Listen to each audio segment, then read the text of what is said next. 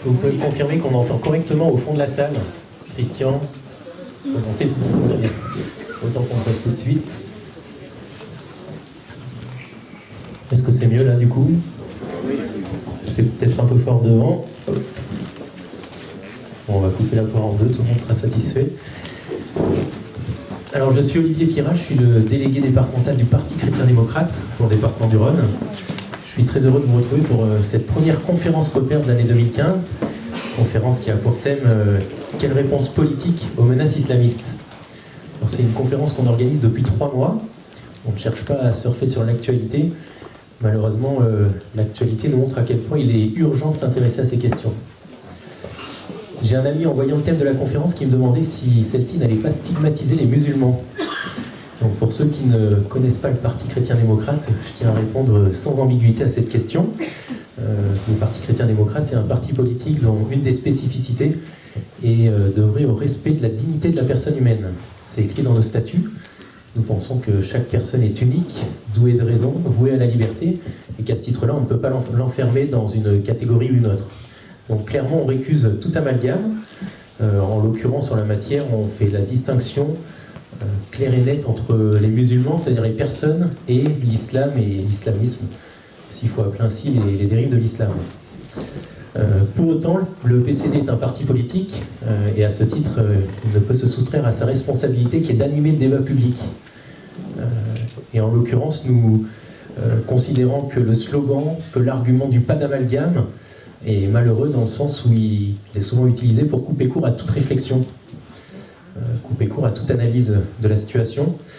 Au Parti chrétien-démocrate, nous dénonçons cela dans le sens où nous considérons que ce déni et ce manque de discernement ne font finalement qu'alimenter justement les amalgames et les tensions.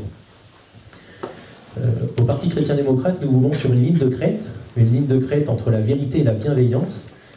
Ces deux termes-là sont pour nous indispensables et il s'agit d'un véritable défi, d'une part parce que les événements nous l'ont malheureusement montré, mais notre pays ne peut plus se satisfaire d'une approche angélique de la situation. Il faut malheureusement que nous allions contre le politiquement correct sur certains sujets, et celui que nous abordons ce soir en est un. D'autre part, il y a besoin de dépasser une certaine paresse intellectuelle. Nous ne pourrons plus nous permettre d'appliquer des solutions toutes faites qui sont complètement inopérantes.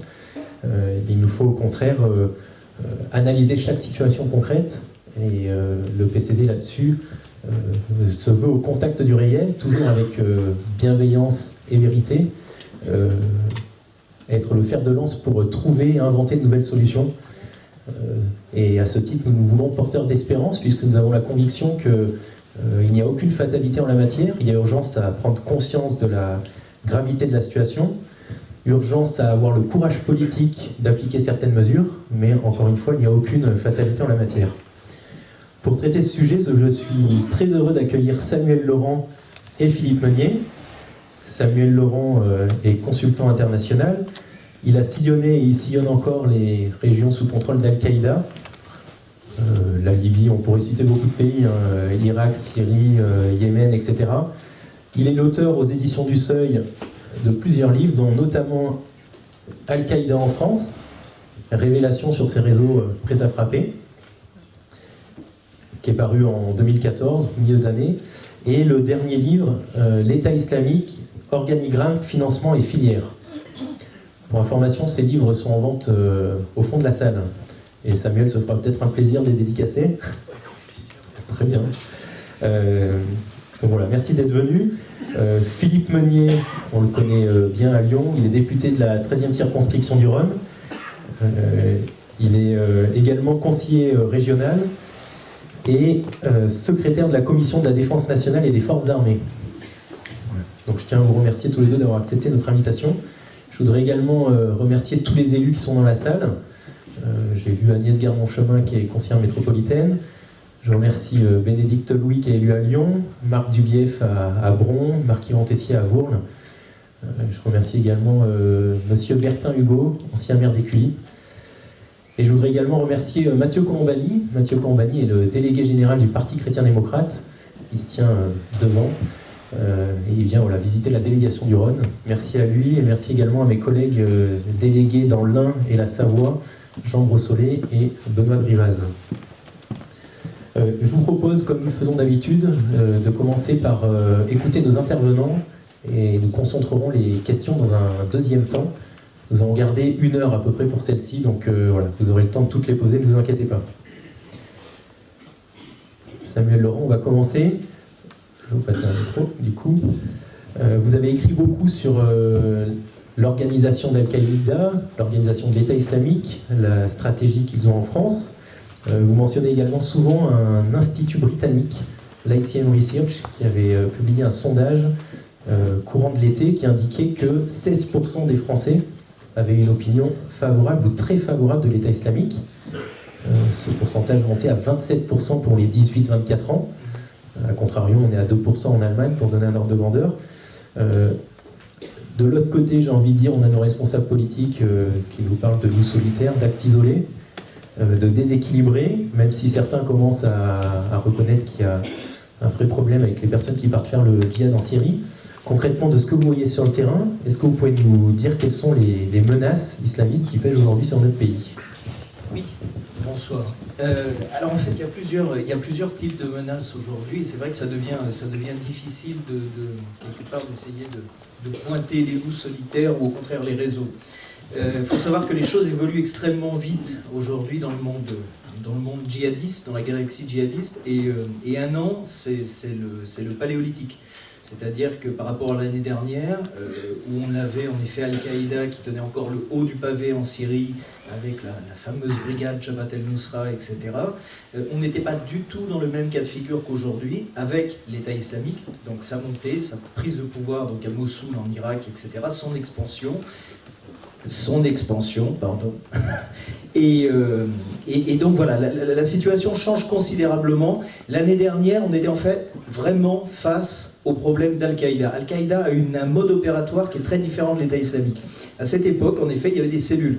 Et Al-Qaïda fonctionne avec des cellules, c'est-à-dire qu'elle les crée, elle les finance, elle les équipe, et chacune a un objectif précis. Alors après, en effet, il y a des disparités de fonctionnement, de stratégie, etc. Mais on peut dire qu'Al-Qaïda fonctionne de cette manière. Al-Qaïda donne des franchises, de façon extrêmement laxe, d'un pays à l'autre. Par exemple, Boko Haram au Sahel, AQMI en Algérie ou même au Mali, n'avait rien à voir en termes de fonctionnement avec les Shebabs somaliens ou avec AQPA au Yémen, etc.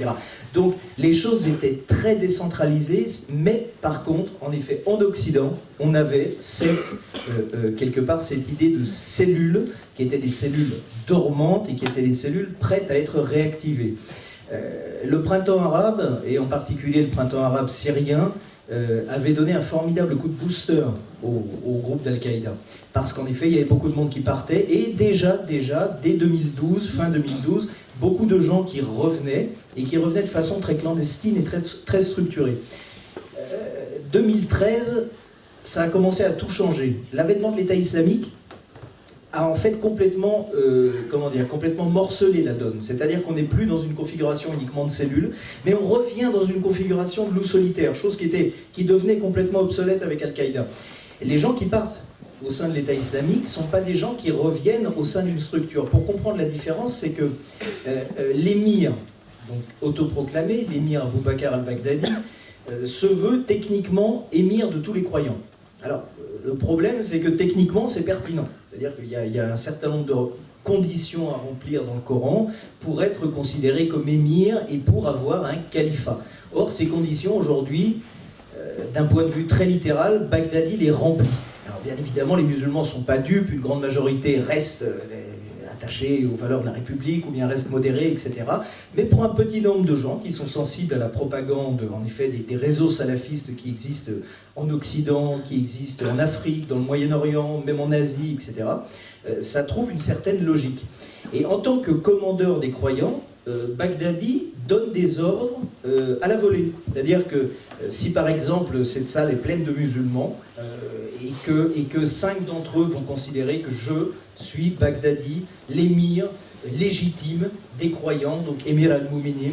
Eh bien, si moi je vous dis, allez tuer les Français, allez mettre des bombes, etc., eh bien, ces 5 personnes vont se sentir obligées, parce que c'est leur devoir, c'est leur véritable devoir au niveau de la logique salafiste, vont se sentir obligés d'agir. Alors c'est pour ça que depuis quelques mois, en particulier donc depuis les épisodes au Canada, depuis les épisodes en Australie, depuis malheureusement alors, le drame de Charlie Hebdo qui est complexe parce que c'est à la fois un loup solitaire de l'État islamique qui s'est rallié à ce groupe, etc. Et puis une cellule préexistante d'Al-Qaïda qui est vraiment à dissocier, même s'ils ont travaillé ensemble. Eh bien, dans tous ces cas de figure, c'est vrai qu'on est face à une situation de loup solitaire. Mais il faut relativiser, le loup solitaire, il n'est plus tout seul. Aujourd'hui, que vous soyez en France, en Belgique, en Angleterre, etc., vous avez une véritable nébuleuse salafiste qui coexiste avec notre monde tous les jours, ici, certainement à Lyon, je ne suis pas expert de cette ville, mais aujourd'hui, c'est vrai qu'en Occident, vous avez partout des relais qui permettent à ces gens de se cacher. Alors de se cacher pour préparer des attentats, de se cacher pour rentrer ou pour partir en Syrie, par des méthodes beaucoup plus complexes que celles qu'on peut recenser à l'heure actuelle. Par exemple, il y a des filières qui sont connues à travers la Libye. Vous avez des Français qui partent, mais qui ne partent pas, par exemple, de Paris à Istanbul, etc., ou de Marseille à Istanbul, pour rejoindre la Syrie, mais qui vont partir en Tunisie, qui vont récupérer des passeports libyens en Tunisie, avec les gens d'Ansar al-Sharia ou d'autres groupes islamistes, et qui vont ensuite donc voyager via Tripoli, où maintenant c'est plus possible parce que l'aéroport a été détruit, mais via la Libye, pour Istanbul, avec des faux papiers d'identité. Donc c'est des gens qu'on ne peut pas recenser en tant que Français.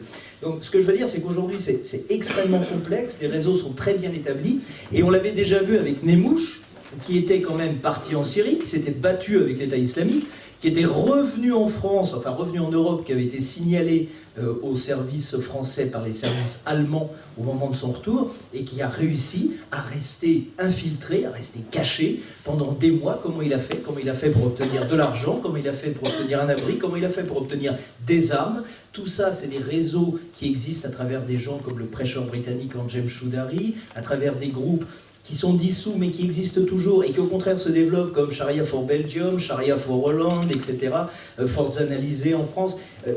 Tous ces groupes existent, se développent, et donc les loups solitaires sont tout aujourd'hui sauf solitaires, et ça pose le véritable problème.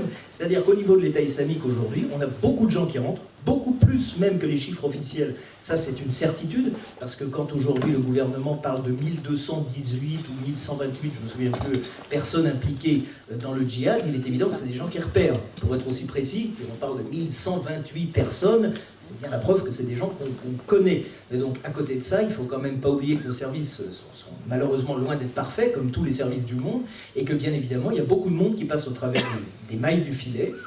Et tous ces gens reviennent au sein d'une espèce de bourbier, de terreau salafiste, et qui constitue, à mon sens, la véritable base du problème. Aujourd'hui, Cazeneuve nous parle de djihadisme. Il nous dit qu'on ne peut pas criminaliser la radicalisation.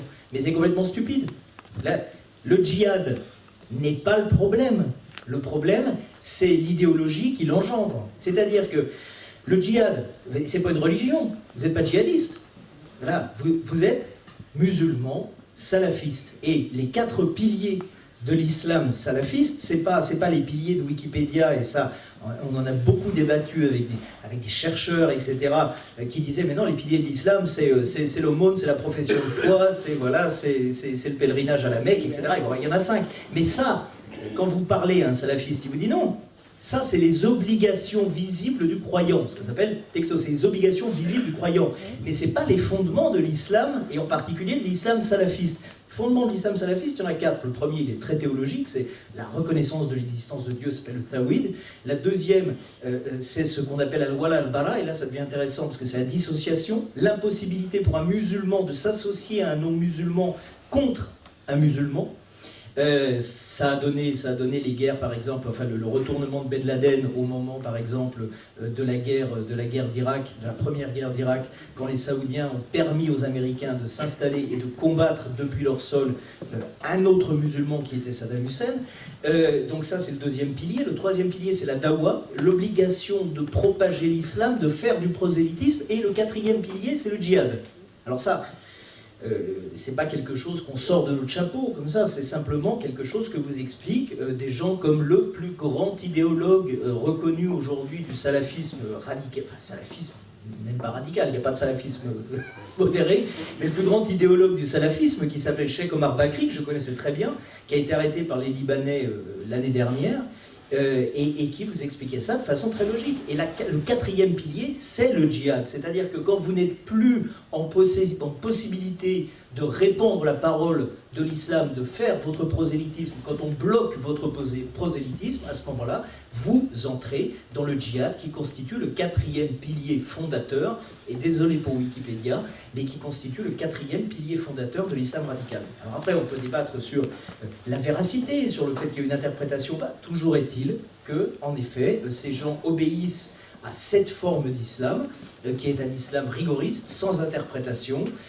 et que quelque part, c'est là le fond du problème. C'est que ces gens sont extrêmement nombreux en France, que rien n'est fait justement pour criminaliser ou pour endiguer cette radicalisation, et qu'en s'attaquant toujours aux djihadistes qui partent, qui reviennent, ou qui projettent de partir, ou qui projettent de rentrer de Syrie, bien quelque part, on s'attaquera toujours à la partie émergée de l'iceberg, et on n'arrivera jamais, quelque part, à venir à bout de ce terreau dans lequel les futurs djihadistes ou les futurs terroristes vont pouvoir prospérer, et puis ensuite, une fois rentrés, vont pouvoir se cacher. Donc les loups solitaires ne le sont plus, et les cellules d'Al-Qaïda, ça c'est une menace, malheureusement comme on l'a vu pour Charlie Hebdo, qui est une menace qui existe toujours, et qui probablement s'amplifie, parce qu'il y a aujourd'hui une surenchère entre les deux mouvements, donc entre Daesh, donc l'État islamique, et Al-Qaïda. Il y a une véritable aujourd'hui surenchère des actions. On a vu par exemple qu'au moment où Daesh commençait à décapiter les étrangers ou même les Syriens à la chaîne, etc., et a publié ça sur YouTube, juste après Aqpa, donc Qaïda au Yémen, qui elle reste loyale à la branche, je dirais au canal historique d'Al-Qaïda, a kidnappé, c'était l'été dernier, a kidnappé 12 soldats, les a décapités et a mis la vidéo en ligne de manière exactement identique à ce que fait Daesh. Donc il y a véritablement aujourd'hui une compétition entre les deux groupes, et donc il y a fort à craindre qu'en effet, voilà, il va y avoir d'autres actions qui seront menées, ou qui en tout cas tenteront d'être menées. Est-ce qu'il y aura du coup en France de ces actions ? La France, elle réunit tous les paramètres. On a une communauté musulmane très importante, on a quelque part une mollesse politique absolument hallucinante. Moi, j'ai quand même été très surpris de voir que 2 jours après Charlie Hebdo, et je le dis parce que voilà, je passe mon temps dans les pays arabes, parce que 80% de mon carnet d'adresses est fait de musulmans souvent très radicaux, etc., mais qui vous disent que la République est leur ennemi. Donc 2 jours après à Charlie Hebdo, on avait quasiment à s'excuser de l'islamophobie ambiante. Moi, je sais pas, je trouve que c'est quand même assez hallucinant, 2 jours après un attentat, et une marche de l'Union nationale qui n'a rien réglé, une mollesse politique absolue, une très grosse communauté musulmane, qui risque de basculer dans le salafisme, comme on le voit avec ce fameux sondage que vous mentionniez. C'est pas un sondage qui vient d'une agence albanaise, pour le coup, qui aurait été monté 3 mois plus tôt. C'est quand même ICM Research, l'équivalent d'IFOP ou d'Ipsos en Angleterre. Et le sondage est proprement hallucinant. On voit 2% de sympathie en Allemagne, 7% en Angleterre, 16% ici. Donc, je dirais que oui, quand on voit qu'il y a des attentats en Australie, qu'il y a des attentats au Canada, qui ne sont pourtant pas des pays aussi, entre guillemets, aussi sensibles, je pense que malheureusement, oui, il faut s'attendre à des tentatives. Après c'est la guerre des services, la guerre que les services doivent mener, que les polices doivent mener, que quelque part on doit aussi mener sur le terrain, à mon sens, en essayant de neutraliser les djihadistes qui sont là-bas, mais de les neutraliser physiquement avec ce qu'on appelle les politiques d'attentats ciblés, parce que c'est probablement la seule chose à faire aujourd'hui. On ne peut pas laisser rentrer ces gens, on ne déradicalise pas un musulman radical. Vous savez pourquoi ? C'est comme une mine antidémineur. C'est-à-dire qu'à partir du moment où il est armé, c'est exactement le même principe. À partir du moment où il est armé, à partir du moment où il est conditionné, il ne peut plus revenir en arrière. Pourquoi ? Il y a une raison très simple. Je viens de vous la donner. On peut voir ceux qui suivent. C'est Al-Wala al-Bara, le deuxième pilier du salafisme. L'impossibilité de vous allier avec un non-musulman contre un musulman. Quand vous vous déradicalisez, vous acceptez les lois de la République. Or, il y a quelque chose de très clair, et qui est dans le Coran, pour le coup, c'est même pas quelque chose de salafiste. C'est qu'un mécréant, donc un infidèle, ne peut pas gouverner un musulman. On ne peut pas gouverner un musulman. Donc accepter les lois de la République, c'est quelque part trahir son camp. C'est se rendre coupable d'apostasie, qui est le pire crime pour un musulman.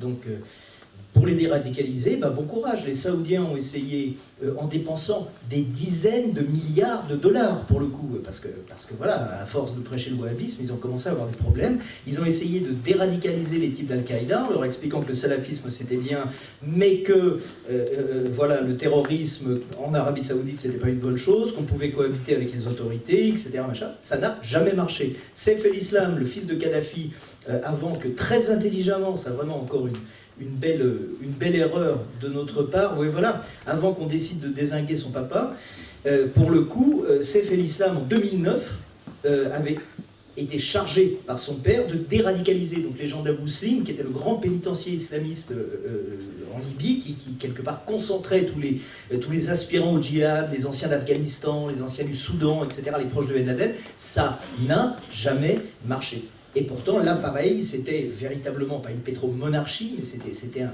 régime qui disposait de réserves pétrolières absolument colossales. Et quelque part, les moyens ne changent rien à l'affaire. Et des régimes qui ne sont même pas des régimes musulmans sont encore moins bien placés pour faire face à ce problème. Merci, le constat est guère réjouissant. Philippe Meunier, pouvez-vous nous dire en tant qu'élu comment vous percevez ce constat? Comment le perçoit également la classe politique actuelle, le gouvernement et notre président? Je ne suis pas aussi pessimiste que Samuel Laurent sur la déradicalisation. Elle peut passer par la conversion. Par la conversion. Alors, la première question, c'est existe-t-il une menace ? Si la France se retire de ses opérations extérieures, je pense qu'il y a peu ou pas de menaces à court terme pour notre pays. La Suisse, qui n'est pas impliquée au Mali, en Irak, n'est pas menacée, en tous les cas n'a pas eu à subir d'attentats islamistes, ce qui n'est pas le cas de la France. Donc à court terme, on peut se désengager de ces zones en expliquant que la France n'a pas à intervenir sur ces territoires-là, se replier sur son territoire national et européen. Et à partir de là, effectivement, les menaces disparaîtront, ou en tous les cas, seront limitées. Mais le problème, c'est que cela n'est valable qu'à court terme, parce qu'à long terme, la menace viendra de toute façon sur notre territoire, pour une question simple, c'est que ces islamistes ont pour objectif de nous convertir et de nous soumettre. Donc, de toute façon, la menace sera là tôt ou tard. Elle est là parce que la France a pris ses responsabilités, que ce soit au Sahel ou en Irak, et elle a bien fait de le faire, parce que moi j'ai soutenu l'intervention en Irak, parce qu'il fallait protéger notamment les chrétiens. Je regrette simplement qu'on frappe en Irak et qu'on ne frappe pas en Syrie, parce que l'État islamique, évidemment, a bien compris que s'il se replie en Syrie, il n'aura pas de frappe française, alors que s'il reste en Irak, il aura des frappes françaises. Alors cela reste limité dans les faits puisque les frappes sont essentiellement anglo-saxonnes. Mais c'est pour vous dire que si on frappe en Irak, il faut aussi qu'on prenne nos responsabilités en Syrie. Et en Syrie, je suis en total désaccord avec la politique de François Hollande et de Laurent Fabius, qui ont dans un premier temps aidé, entre guillemets, les rebelles syriens, qui sont en fait devenus très vite des islamistes. En tous les cas, une partie des fonds et des armes se sont retrouvés entre les mains des islamistes. Donc c'est un échec total. Heureusement que le Parlement britannique a refusé de donner l'autorisation au Premier ministre de bombarder la Syrie. Mais aujourd'hui, les faits sont là. Nous avons aidé les rebelles syriens. Les rebelles syriens se sont radicalisés, auto-radicalisés, en tous les cas une partie d'entre eux. Et aujourd'hui, les armes sont entre les mains de l'État islamique. Et ça, à mon avis, devant le tribunal de l'histoire, François Hollande et Laurent Fabius auront des comptes à rendre. Sur la question de la Syrie, notamment, je voudrais rappeler que historiquement, la France, notamment la France du général de Gaulle, a su prendre ses responsabilités au cours de la Deuxième Guerre mondiale. Nous avons fait le choix de nous allier avec Joseph Staline, qui est un des plus grands criminels de l'histoire, pour combattre Adolf Hitler, qui était aussi un autre grand criminel de l'histoire, tout simplement parce que l'intérêt de la France, en 1940, était d'être aux côtés de Joseph Staline au plus tôt possible pour renverser les alliances et ouvrir un deuxième front et combattre ainsi Hitler et retrouver ensuite notre souveraineté nationale et notre indépendance. Je dis ça pour vous dire que si la France a été capable de s'allier avec Joseph Staline, elle peut peut-être discuter avec Bachar el-Assad. Même si Bachar el-Assad est un boucher, comme Joseph Staline d'ailleurs. Mais il y a un moment donné, les ennemis de mes ennemis sont mes amis. En tous les cas, dans un premier temps. Après, dans un second temps, on verra comment on peut traiter l'affaire. Mais en tous les cas, dans un premier temps, je trouve que la politique française en Syrie est une catastrophe. Je suis plutôt favorable à la politique étrangère russe qui sait prendre ses responsabilités et qui continue à soutenir le régime de Bachar el-Assad. Ensuite, sur la nature de cette menace. Ce qui est intéressant de voir, c'est que, comme vous l'avez rappelé, nous avons deux organisations. Nous avons l'État islamique et nous avons Al-Qaïda. Ce sont des révolutionnaires sunnites, islamistes, qui me rappellent les révolutionnaires bolcheviques. C'est-à-dire qu'à l'époque de la révolution de 1917, les bolcheviques ont eu deux options. Soit conforter la révolution à l'intérieur des frontières de l'URSS, soit de propager la révolution au niveau international en suivant Trotsky. Les Russes soviétiques ont décidé d'éliminer Trotsky pour conforter la révolution à l'intérieur des frontières de l'URSS. Aujourd'hui, avec les révolutionnaires islamistes sunnites, nous avons la combinaison des deux éléments. C'est-à-dire que nous avons la création d'un État islamique avec Daesh qui essaye de conforter son territoire pour montrer qu'il a réussi à instaurer le califat et faire venir à lui tous les musulmans pour renforcer ce califat. Et vous avez Al-Qaïda qui est une organisation qui porte le combat contre les mécréants au niveau international en frappant les tours du World Trade Center ou en Europe lors des attentats dans le cadre de ces cellules qu'elle active notamment du Yémen. Donc l'ennemi est vraiment protéiforme.